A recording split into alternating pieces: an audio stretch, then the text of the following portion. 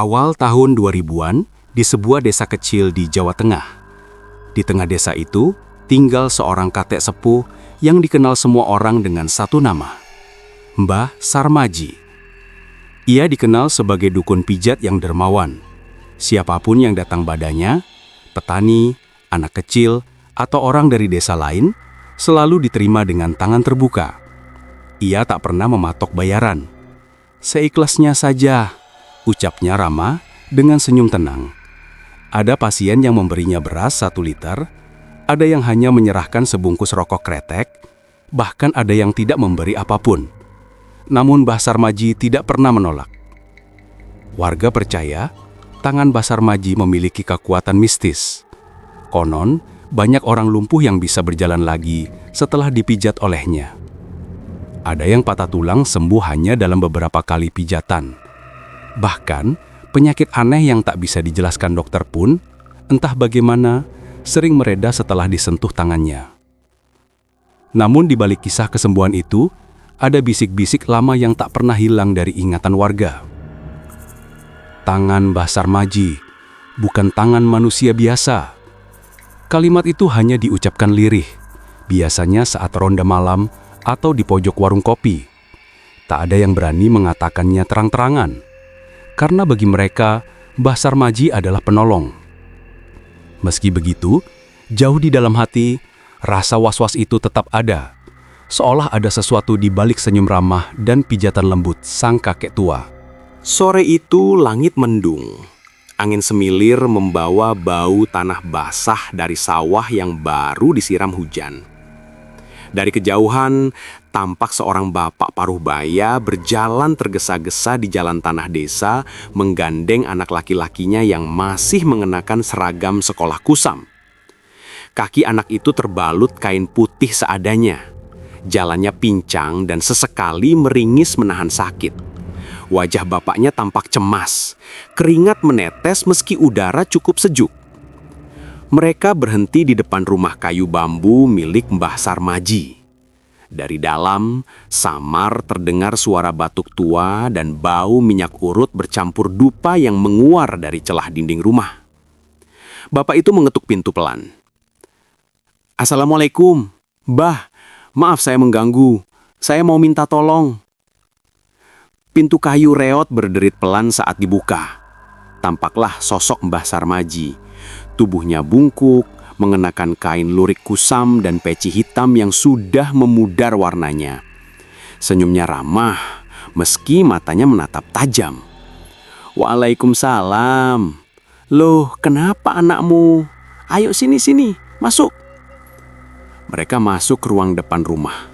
Lantainya hanya anyaman bambu, dindingnya tergantung foto ulama besar Syekh Abdul Qadir Jailani, dan di pojok ruangan ada rak kecil berisi botol-botol minyak. Aroma serai dan kenanga bercampur tajam dengan bau kayu tua yang lembab. Anak laki-laki itu duduk bersila dengan susah payah. Wajahnya pucat. Bapaknya menunduk, suaranya lirih penuh harap. "Maaf Mbah, ini anak saya, si Bagas. Kemarin jatuh di jembatan, pulang sekolah. Kayaknya patah kakinya." Mbah Sarmaji terkekeh kecil, suaranya parau tapi hangat. "Oh alah, namanya juga anak-anak Le. Yang penting sekarang masih bisa diobati. Sini duduk, jangan takut. Insya Allah bisa sembuh." Ia mengambil sebuah botol kecil dari rak kayu. Minyak di dalamnya berwarna kekuningan, kental, dan memantulkan cahaya redup lampu sentir. Begitu tutupnya dibuka, ruangan dipenuhi aroma serai, kenanga, dan sesuatu yang lebih asing, semacam bau tanah basah yang terlalu tajam untuk sekedar rempah. Mbah Sarmaji menuang sedikit ke telapak tangannya. "Bismillahirrohmanirrohim," bisiknya pelan. Hampir tak terdengar. Tangan tuanya, kurus dan penuh urat menonjol, perlahan mengoles minyak ke kaki Bagas. Anak itu meringis, tubuhnya bergetar menahan sakit. "Aduh, Mbah, sakit."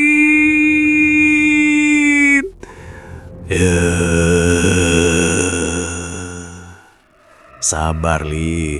Tulangmu lagi nyari tempatnya. Dikit lagi, dikit lagi. Mbah Sarmaji menekan lebih dalam. Jemarinya bergerak seolah tahu persis di mana letak retakan tulang.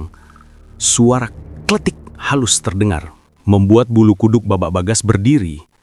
Tiba-tiba, klek! Suara keras memecah kesunyian. Bagas menjerit sebentar, lalu terdiam. Nafasnya terengah. Bapaknya berdiri kaget. Loh, Mbah, itu tadi suaranya? Tenang, coba suruh anakmu gerakan kakinya. Dengan ragu, Bagas mengangkat kakinya. Matanya membelalak. Pak, kok bisa? Nggak sakit lagi, Mbah. Bapak itu hampir menangis lega, matanya berkaca-kaca. Alhamdulillah, terima kasih, Mbah, terima kasih. Mbah Sarmaji hanya senyum samar, tangannya masih kilat basah minyak. Namun sesaat setelah itu, matanya menunduk pada telapak tangannya sendiri. Ada kilatan aneh di sorot matanya, bukan sekedar puas, tapi juga seperti menyimpan sesuatu. Kabar kesembuhan Bagas menyebar cepat ke seluruh desa. Orang-orang mulai percaya bahwa tangan Mbah Sarmaji memang bukan tangan sembarangan. Tapi di balik senyum dan doa syukur, ada rasa tak terjelaskan yang tertinggal di ruang itu. Seolah selain tulan Bagas yang kembali menyatu, ada sesuatu lain yang ikut bergerak. Tak kasat mata. Malam itu, bulan purnama menggantung bulat di langit desa. Cahaya keperakan menembus sela-sela atap genteng rumah Mbah Sarmaji, jatuh membentuk garis tipis di lantai bambu yang dingin. Desa sudah terlelap, hanya suara jangkrik dan sesekali gonggongan anjing terdengar dari kejauhan. Di dalam rumah tua itu, semua pintu dan jendela ditutup rapat. Lampu sentir redup menyala, mengeluarkan cahaya kuning yang goyah dihembus angin malam. Mbah Sarmaji duduk bersila di ruang belakang rumahnya. Ruangan itu kecil, pengap. Dindingnya penuh bekas asap dupa yang menghitam. Di depannya terletak wadah kuningan besar berisi air. Di dasar air itu, sebuah batu akik hijau tua berkilat samar, seolah menyimpan cahaya. Di sekelilingnya tergeletak bunga 7 rupa, akar wangi, minyak kelapa dalam botol kecil, dan sebilah pisau kecil berkarat. Aroma bunga kenanga bercampur tajam dengan bau kelapa gosong dan sesuatu yang lebih amis, samar tapi nyata. Pelan-pelan Mbah Sarmaji memasukkan bunga-bunga itu ke dalam wadah. Air bergolak sebentar, meski tak ada angin. Lalu ia mengambil minyak kelapa, menuangkannya, hingga permukaan air berkilat, memantulkan cahaya lampu sentir yang goyah. Dengan suara parau, ia mulai melafalkan sesuatu. Bukan doa biasa. Bahasanya Jawa halus, campuran antara kidung kuno dan bisikan asing yang membuat bulu kuduk berdiri. Siro dadi, siro urip, siro bali, dadi tangan kang marasake. Tangannya gemetar, tapi matanya terpejam penuh konsentrasi. Tak lama, dari permukaan air muncul riak kecil. Udara di ruangan semakin berat, seolah ada sesuatu yang ikut hadir. Dan kemudian, samar terdengar suara perempuan dari dalam wadah itu. Suara lirih seperti berasal dari dalam air, lembut tapi penuh kuasa. Sudah waktunya lagi, Sarmaji. Mbah Sarmaji membuka mata perlahan. Sorot matanya menegang, namun ia buru-buru memalingkan wajah, seakan menolak mendengar suara itu. Kau tidak ada di sini. Aku hanya membuat minyak, hanya untuk menolong. Gumamnya pelan. Tangannya bergetar saat mengambil batu akik hijau itu. Namun, suara itu terdengar lagi. Kali ini lebih dekat, lebih tegas. Satu nyawa untuk satu kesembuhan. Mbah Sarmaji memejamkan mata kuat-kuat. Tangannya meremas batu akik itu sampai urat-urat tuanya menonjol. Keringat dingin membasahi pelipisnya. Ia tahu seberapapun ia menolak, setiap tetes minyak yang ia buat tidak pernah benar-benar miliknya. Ada sesuatu yang lebih tua dari dirinya, lebih kuat, yang ikut hidup bersama minyak itu. Lampu sentir berkelip sejenak, lalu redup hampir padam. Dalam kegelapan, hanya aroma kenanga yang semakin menusuk hidung. Beberapa minggu setelah kesembuhan Bagas yang membuat heboh, rumah bambu sederhana milik Mbah Sarmaji semakin sering kedatangan tamu. Dari pagi buta hingga menjelang malam, orang-orang mengetuk pintu dengan wajah penuh harap, membawa keluarga mereka yang sakit. Seorang petani tua bernama Pak Darto datang ditemani anak lelakinya dengan langkah terseret menahan sakit karena encok di punggungnya. Ada pula seorang ibu muda, wajahnya pucat, sudah bertahun-tahun tubuhnya lumpuh.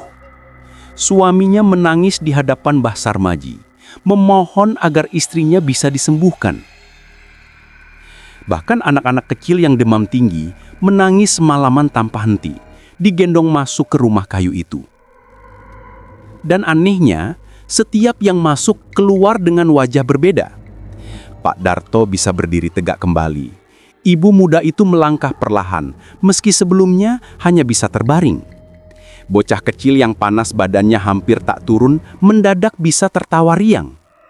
Semua terjadi begitu cepat, hanya setelah tangan keliput Mbah Sarmaji mengoleskan minyak urut dan memijat perlahan bagian tubuh yang sakit sambil melantunkan doa lirih. Air mata haru bercampur syukur berulang kali terjadi di rumah sederhana itu. Ada yang menyalami tangannya erat-erat, ada yang bersujud di lantai tanah.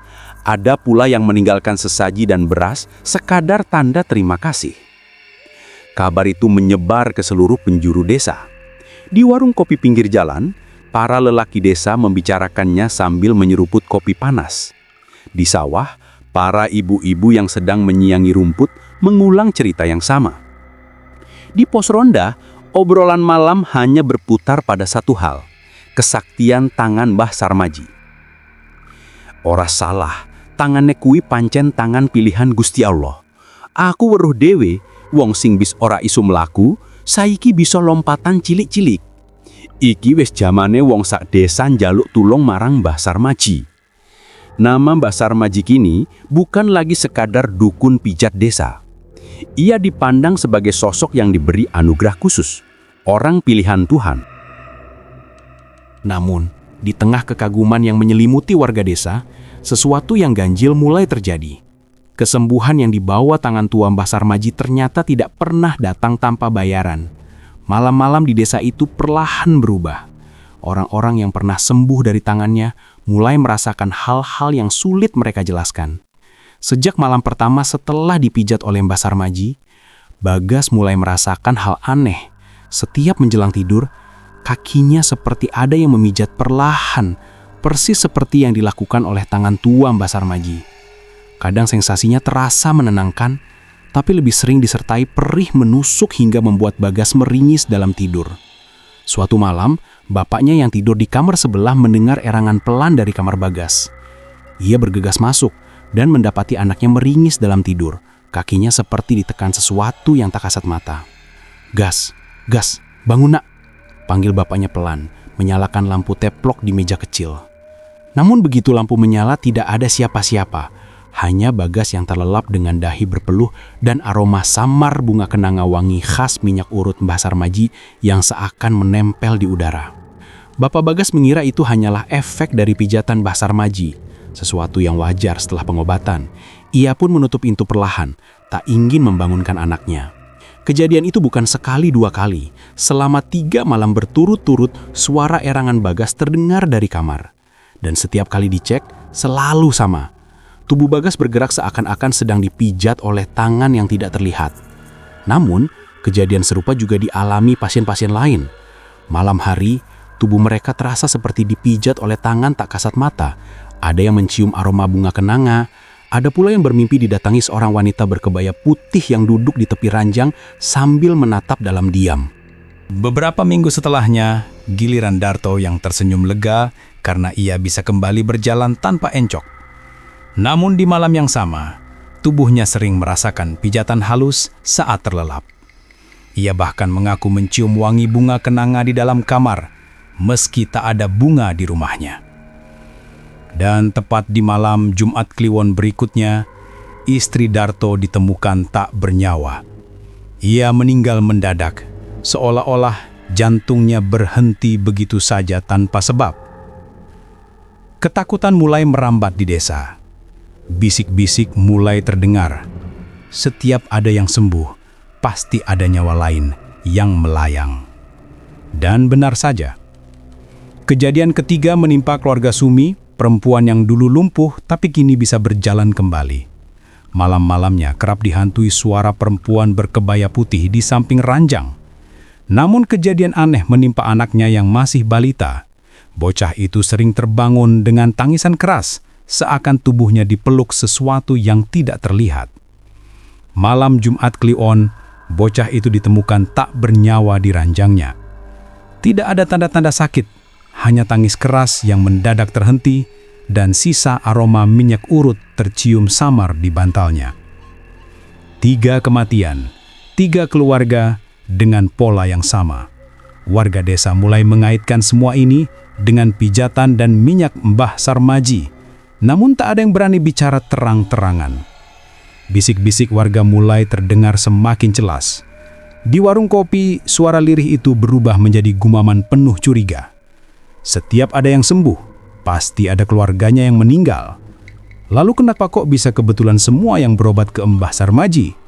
Jangan-jangan itu bukan anugerah, tapi tumbal. Kalimat itu menggantung seperti kabut yang menutup langit desa. Malam demi malam, bayangan kecurigaan itu makin pekat. Kini nama Mbah Sarmaji tidak hanya disebut dengan rasa kagum, namun juga nada takut.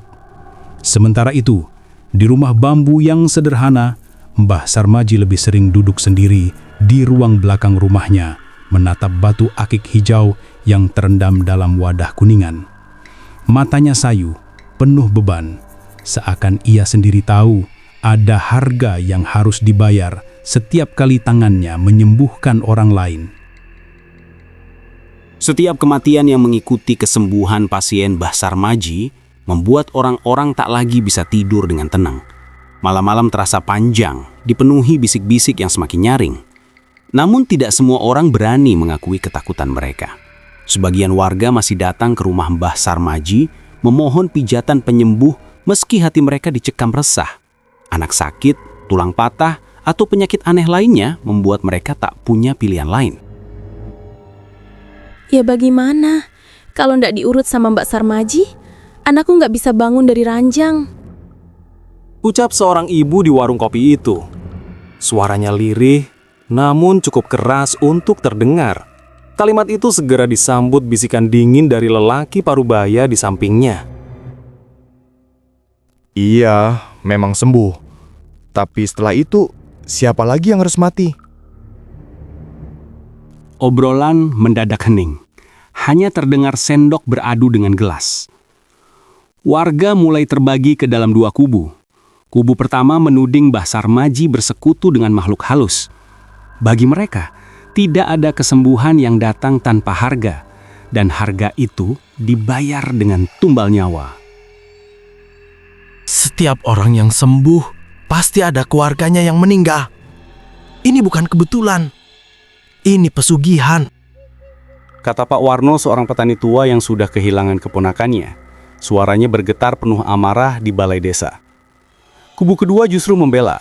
Mereka menganggap semua yang terjadi hanyalah takdir Tuhan. Bagi mereka, Mbah Sarmaji terlalu baik untuk menumbalkan siapapun. Jangan begitu, Pak. Mbah Sarmaji itu orang baik.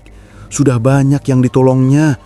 Jangan hanya karena kejadian ini, lalu Anda menuduh orang tua yang tidak tahu apa-apa. Bantah seorang pemuda yang istrinya pernah diselamatkan dari kelumpuhan. Perdebatan itu makin sering terjadi. Dari warung kopi, ke ladang, hingga masjid setelah sholat berjamaah, suara-suara saling berlawanan itu selalu terdengar.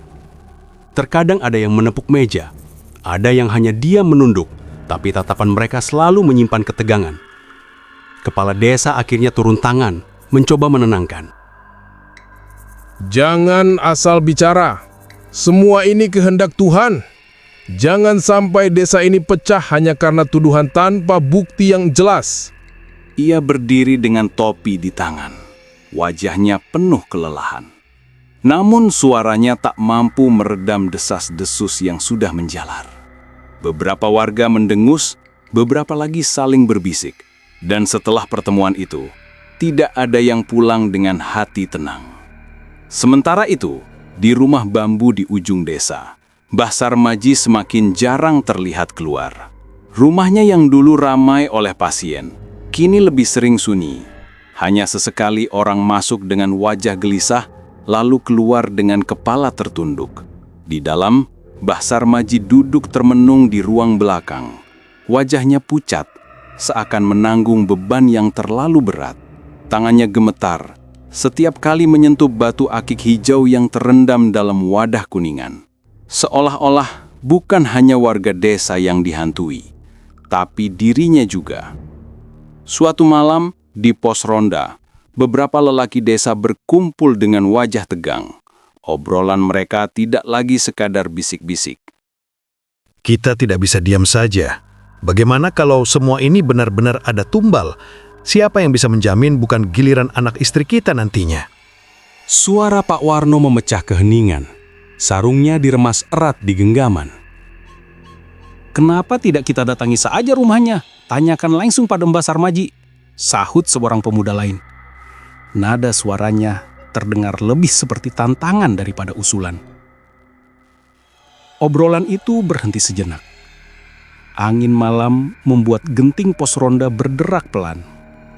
Semua saling pandang, seolah ada keputusan berat yang baru saja disepakati. Di ujung jalan, sebuah jendela rumah terbuka sedikit. Seseorang yang mengintip buru-buru menutup tirai bambu rapat-rapat, lalu berbisik pelan kepada dirinya sendiri. Semoga tidak terjadi. Semoga tidak terjadi. Raka, pemuda 25 tahun adalah anak almarhum Pak Yasin, guru ngaji yang dulu akrab dengan Mbah Sarmaji.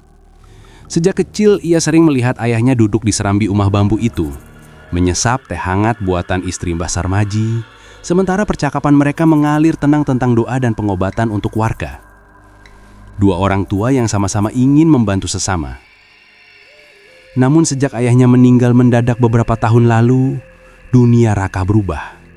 Ia menjauh dari hal-hal mistis, tumbuh menjadi pemuda logis, kritis, dan enggan percaya gosip tentang santet atau jin peliharaan. Baginya setiap penyakit ada obatnya, setiap musibah ada sebabnya. Tapi kematian beruntun yang kini menimpa desa membuat hatinya terusik. Apa mungkin Mbah Sarmaji yang dulu ayah hormati sekarang benar-benar berubah? Pikirnya. Tatapannya menerawang ke arah rumah tua di ujung jalan yang dulu akrab dalam ingatannya. Di warung kopi, Raka duduk diam di pojok ruangan. Asap rokok berputar lambat di udara, sendok beradu dengan gelas, dan suara lirih warga terdengar menusuk telinganya. Tuduhan tentang tumbal, bisikan soal kesembuhan yang selalu dibayar dengan nyawa, semua jadi bahan obrolan yang getir. Raka tak ikut bicara. Matanya hanya menatap jauh, ke arah siluet rumah Mbah Sarmaji yang terlihat dari sela pepohonan. Pelan-pelan, rasa penasaran mendorongnya mencari tahu dengan caranya sendiri. Dari balik buku kecilnya, ia mencatat nama-nama yang pernah berobat. Lalu, di sampingnya ia tulis daftar orang-orang yang meninggal. Garis-garis dan panah ia tarik, menghubungkan satu nama dengan nama lain. Polanya semakin jelas. Setiap kesembuhan selalu diikuti dengan kematian. Dan lebih mengerikan lagi, kematian itu kerap berasal dari keluarga pasien sendiri. Beberapa kali Raka mencoba bertanya pada warga, namun wajah mereka langsung pucat. Ada yang buru-buru menutup pintu, Ada yang hanya menggeleng sambil menunduk. Jangan bahas itu, Kak. Nanti kau ikut kena. Bisik seorang lelaki tua di sawah. Ucapan itu membuat bulu kuduk Raka meremang, menambah tebal kabut ketakutan yang menyelimuti desa. Malam itu, Raka mencoba tidur, tapi pikirannya belum bisa tenang. Hingga akhirnya ia terjebak dalam mimpi yang terasa terlalu nyata. Ia berdiri di depan rumah Mbak Sarmaji. Pintu bambu setengah terbuka, dan dari baliknya muncul seorang wanita cantik berkebaya putih. Rambutnya hitam panjang terurai, wajahnya lembut, matanya teduh. Aroma kenanga samar terbawa angin malam. Tapi, senyum di wajah wanita itu perlahan berubah. Kulitnya mengeriput, matanya berubah hitam pekat, dan senyum itu menjelma menjadi seringai. Bau wangi kenanga berbalik menjadi anyir menusuk hidung. Sebuah bisikan lirih terdengar di telinga Raka. Jangan ganggu perjanjian ini. Raka tersentak bangun. Tubuhnya dingin, keringat membasahi pelipisnya. Dadanya berdegup tak beraturan. Ia mengusap wajahnya, mencoba menenangkan diri, tapi rasa mencekam itu tak kunjung pergi. Dalam hatinya, Raka tahu satu hal. Ini bukan sekadar gosip desa. Ada rahasia lama yang menunggu untuk diungkap. Dan entah bagaimana, dirinya kini sudah terseret masuk ke dalamnya. Siang itu, Raka memberanikan diri mendatangi rumah Mbah Sarmaji. Angin berembus pelan, menggoyang tirai pintu yang setengah terbuka. Rumah itu tampak lebih tua dari ingatannya, seakan menyimpan rahasia yang tak pernah mau diungkap. Raka mengetuk pelan. "Assalamualaikum." Suara berat dari dalam menjawab lirih. Waalaikumsalam. Masuklah. Raka melangkah masuk. Aroma bunga kenanga bercampur kayu tua memenuhi ruangan. Ia duduk di tikar pandan lusuh, menatap sosok renta yang dulu sering dilihatnya bersama sang ayah. Mbah Sarmaji duduk di hadapannya, dengan tatapan dalam dan sulit diterjemahkan. Suasana begitu hening, hanya detak jantungnya sendiri yang terdengar keras. Raka menarik napas dalam. "Bah, sudah lama sekali saya tidak ke rumah ini. Dulu, saya sering ikut Bapak ke sini. Saya masih ingat, Mbah selalu menyuguhkan teh panas untuk beliau." Mbah Sarmaji tersenyum samar. Matanya menatap langit-langit, seolah mencoba mengingat kenangan yang lama terkubur. "Iya, ayahmu orang baik. Semoga Allah melapangkan kuburnya." Sejenak hening. Hanya suara tik-tik air dari dapur yang terdengar. Raka menunduk, lalu memberanikan diri. "Mbah, boleh saya tanya sesuatu?" Suara Raka bergetar. "Kenapa setiap kali ada yang sembuh, selalu ada yang mati?" Mbah Sarmaji terdiam lama. Bibirnya bergetar seolah menyimpan beban yang tak ingin diungkap. Lalu ia berbisik pelan. Ada hal-hal yang lebih tua dari doa dan lebih lapar dari manusia. Tatapan mereka beradu. Jawaban itu membuat bulu kuduk Raka meremang. Ia merasakan ada sesuatu di balik kalimat itu. Sebuah kebenaran yang tak bisa dijelaskan dengan logika. Malam itu rasa penasaran mengalahkan rasa takutnya.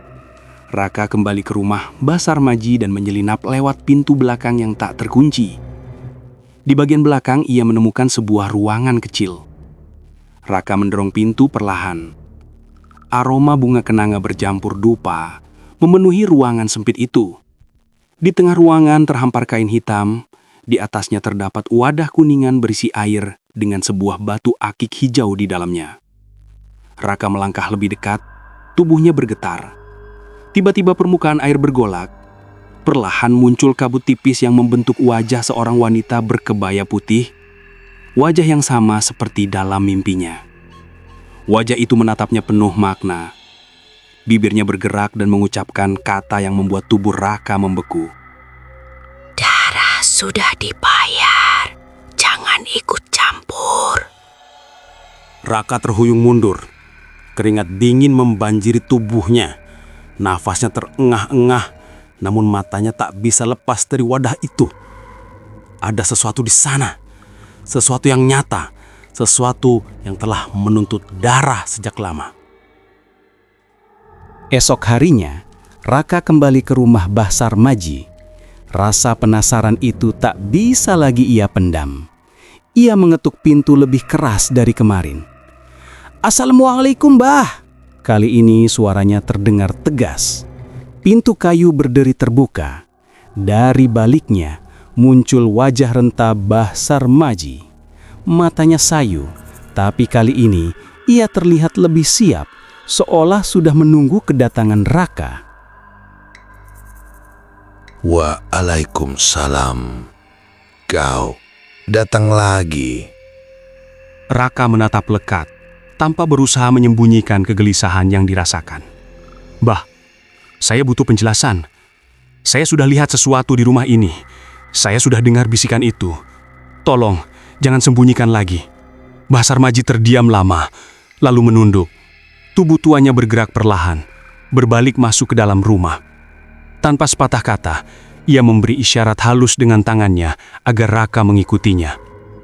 Langkah mereka menyusuri ruang tamu yang temaram. Hening, hanya terdengar desah napas berat dari dada renta itu. Tatapannya kosong, jauh menembus masa lalu. Suaranya terdengar lirih, nyaris seperti gumaman. Ayahmu dulu sering bertanya hal yang sama, tapi aku selalu menutupinya. Hari ini mungkin sudah waktunya aku bicara. Raka menggenggam lututnya erat, jantungnya berdegup tak karuan. Mbah Sarmaji menghela napas panjang. Suara seraknya seakan tiap kata adalah beban yang sudah terlalu lama ia pikul. Kemampuan yang kumiliki ini bukan sepenuhnya milikku. Ia datang dari leluhurku, namanya Mbah Karto. Ia berhenti sejenak, menutup mata, lalu melanjutkan dengan nada getir. Pada masa penjajahan dulu, Mbah Karto adalah seorang tabib. Ia ingin menolong rakyat, tentara, petani, orang-orang yang sakit dan terluka. Tapi ilmu yang dimilikinya tidak cukup. Maka ia pergi ke sebuah hutan tua, ke tempat bersemayamnya Dewi Rantamaya. Raka menelan ludah, bulu kuduknya meremang mendengar nama itu. Dewi Rantamaya memberinya anugerah penyembuhan. Tapi suara Mbah Sarmaji melemah. Tak ada pemberian tanpa imbalan. Setiap kesembuhan harus dibayar dengan nyawa orang lain. Raka menegang. "Nyawa orang lain?" Tanyanya tercekat. Mbah Sarmaji menatapnya, tangannya mengepal. Dan nyawa itu diambil dari darah terdekat. Dari keluarga pasien itu sendiri.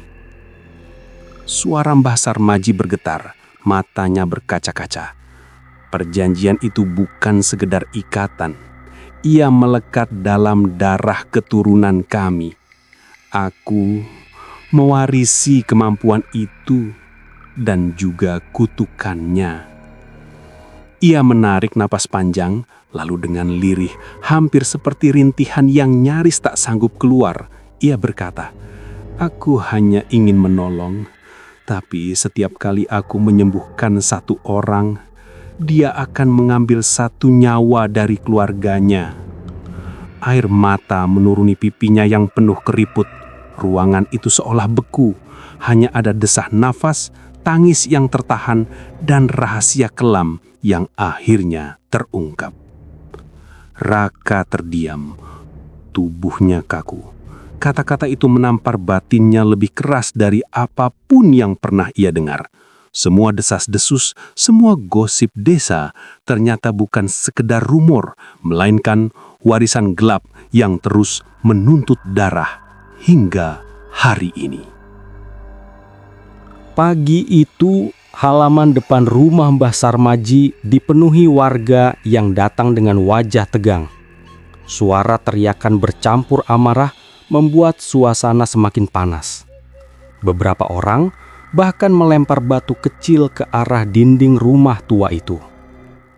Sudah cukup.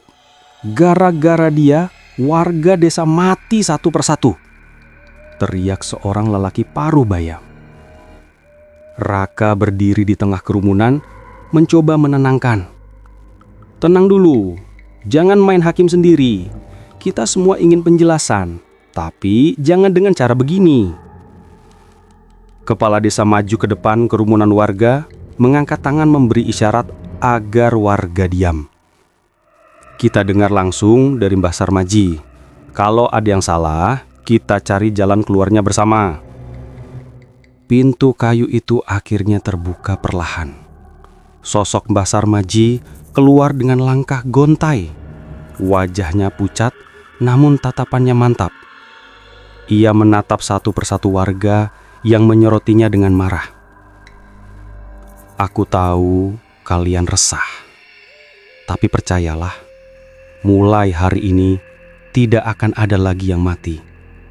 Aku berjanji. Kerumunan terdiam. Teriakan amarah yang tadi membahana kini perlahan mereda. Meski masih ada bisik-bisik tidak percaya, ucapan itu cukup membuat warga menahan diri. Kepala desa mengangguk pelan, memberi isyarat agar orang-orang bubar. Satu persatu, warga meninggalkan halaman rumah itu. Masih dengan wajah muram, tapi tidak lagi melempar batu. Raka menatap Mbah Sarmaji dengan cemas. Mbah, apa maksud semua ini? Mbah Sarmaji hanya menoleh sekilas. Sudah waktuku, nak. Jangan libatkan dirimu. Ia kemudian masuk kembali ke rumahnya, menutup pintu rapat-rapat. Malam Jumat Kliwon tiba. Rumah Mbah Sarmaji tampak lebih sepi dari biasanya. Namun ada sesuatu yang berbeda. Seolah udara di sekitarnya terasa lebih berat. Warga desa pun merasakan hawa aneh menyelimuti kampung. Angin berembus dingin, membuat banyak orang enggan keluar rumah. Di dalam, Mbah Sarmaji menyalakan lilin dan dupa. Bau menyengat memenuhi ruangan belakang. Di hadapannya, wadah kuningan berisi batu akik hijau berkilau samar. Seekor ayam hitam telah disembelih, darahnya ia tuangkan ke dalam wadah itu. Suara mantranya bergema pelan, memanggil nama yang selama ini menjadi beban keluarganya. Dewi Rantamaya, ini permintaan terakhirku. Tangannya gemetar, tapi ia tetap menenggelamkan batu itu ke dalam darah. Ambil aku, biarkan kutukan ini berhenti padaku. Jeritan panjang terdengar dari dalam rumah, memecah keheningan malam. Suara benda pecah menyusul, membuat beberapa tetangga terbangun dengan panik. Menjelang subuh, seorang tetangga melihat kobaran api dari rumah itu. "Kebakaran! Kebakaran!" teriaknya keras. Warga segera berlarian membawa ember, sementara sebagian lainnya mencoba menembus pintu kayu yang sudah dilalap api. Raka dan kepala desa ikut datang. Mereka bersama warga berusaha memadamkan api dengan apa yang bisa mereka bawa. Setelah beberapa saat, api berhasil dikendalikan. Namun sebagian rumah belakang sudah hangus. Di ruangan yang gosong itulah mereka menemukan Mbah Sarmaji. Ia duduk sila di depan mangkuk kuningan. Wajahnya tenang seperti sedang berdoa. Tapi tubuhnya sudah tak bernyawa. Yang membuat semua orang terpaku adalah mangkuk itu. Masih ada sisa darah mengering, tapi batu akik hijau, pusaka yang selalu ada di sana, kini telah hilang. Raka berdiri terpaku. Dadanya bergemuruh. Di balik ketenangan wajah tua itu, ia tahu Mbah Sarmaji benar-benar menepati janjinya. Tapi kemana perginya batu itu? Dan apakah kutukan benar-benar berakhir? Tak ada yang bisa menjawab. Pemakaman Mbah Sarmaji berlangsung sederhana. Tak ada doa panjang, hanya bisik lirih dari warga yang masih diliputi perasaan lega, takut, dan bersalah. Tanah merah perlahan menutup jasad renta itu, dan seiring tanah terakhir menutup liang lahat, suasana hening menyelimuti pemakaman. Beberapa warga berbisik di antara isak tangis. Berarti semua sudah berakhir ya. Semoga saja tak ada lagi yang mati mendadak. Namun tak semua hati benar-benar tenang. Wajah kepala desa menunduk, seakan menyimpan beban. Raka berdiri sedikit menjauh, menatap tanah basah yang baru saja mengubur sosok penuh rahasia itu. Ada rasa lega, tapi juga ada kegelisahan yang lebih besar. Bayangan wajah wanita dari mimpi, suara lirih dari air, dan pusaka yang hilang, semua masih menempel kuat di pikirannya. Ketika warga mulai beranjak pulang, Raka masih berdiri diam. Angin sore membawa aroma tanah basah bercampur kenanga, samar namun menusuk. Beberapa minggu berlalu setelah kematian Mbah Sarmaji. Suasana desa perlahan kembali normal. Tak ada lagi kabar kematian mendadak yang membuat orang resah. Meski begitu, bekas rumah Mbah Sarmaji tetap menyisakan bayangan. Puing-puing kayu hangus masih berdiri, dibiarkan begitu saja. Sesekali angin membawa bau arang yang membuat orang enggan melewatinya. Raka sering memperhatikan tempat itu dari kejauhan.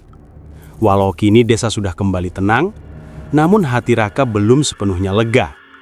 Ada sesuatu yang masih menggantung. Sesuatu yang sulit ia jelaskan. Malam itu, Raka tidur lebih awal. Namun, di tengah malam, sebuah mimpi membawanya kembali ke ruang pijat Mbah Sarmaji. Di sana, Mbah Sarmaji duduk sambil tersenyum tipis, seolah sedang menunggu kedatangannya. Tiba-tiba, dari belakang Mbah Sarmaji, muncul seorang wanita berkebaya putih. Wanita itu berjalan mendekat, berhenti tepat di hadapan Raka, lalu berbisik lirih. Perjanjian ini belum berakhir. Raka terbangun dengan tubuh gemetar. Keringat dingin membasahi pelipisnya. Ia mengusap wajah, mencoba menenangkan diri. Namun, pandangannya langsung tertuju pada meja di samping tempat tidur.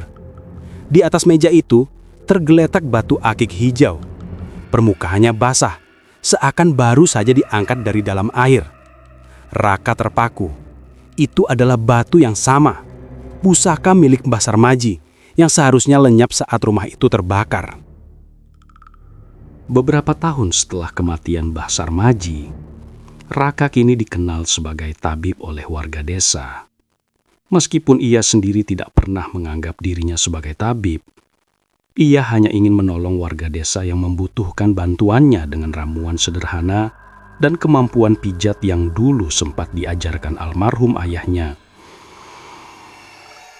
Namun, bagi warga kehadirannya seolah mengisi tempat yang ditinggalkan Mbah Sarmaji.